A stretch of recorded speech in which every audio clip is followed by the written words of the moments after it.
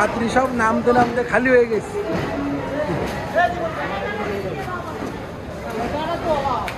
এই যে লোকাল নাকি এটা? মোংলায় যায়।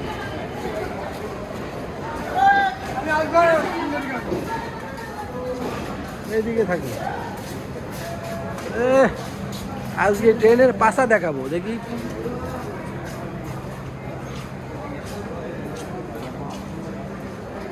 মানুষ নাকি ট্রেনের পাশা দেখতে পারে না, আজকে ট্রেনের পাশা দেখাবো। দেখেন পাশার কি সিঁড়ি, বাংলাদেশি ট্রেন বলে কথা।